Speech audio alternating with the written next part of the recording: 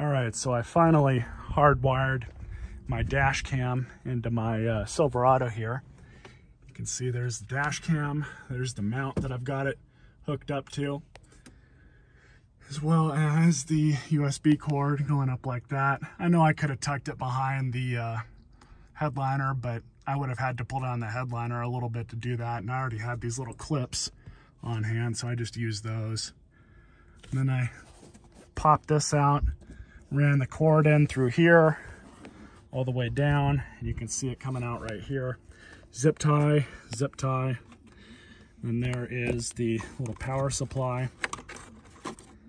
The ground I've got hooked up to this right here. Now, this ground is going straight into the metal brackets and everything holding the dash to the firewall. So that's what you want. If you try and ground it anywhere else here, you're not going to get a good ground, especially right here, you would think. Just initially, because they're, you know, right there, but these will not provide you a good ground. You're going into plastic, even though the nut plate behind it is steel.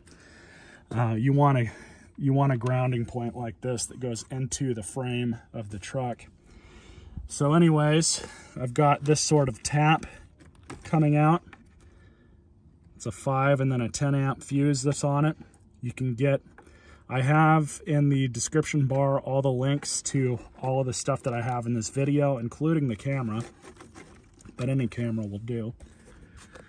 So I just have that tap and harness, and that is a kit that you can get, which has 3 or 4 different sizes of these little taps, and you just hook it up and splice it in to the wire going to the power supply, and that's that.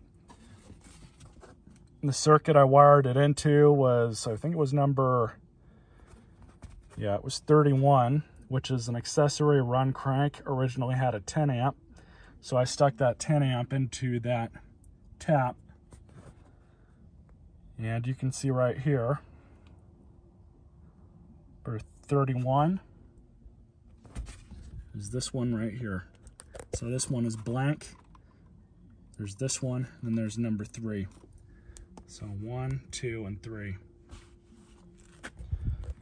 So that's how I did it. Pretty simple.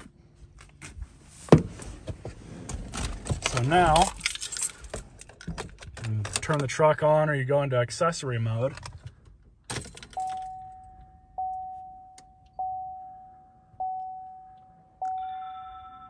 There it is. Working perfectly. I've used, I don't know how many different cameras over the years, different brands.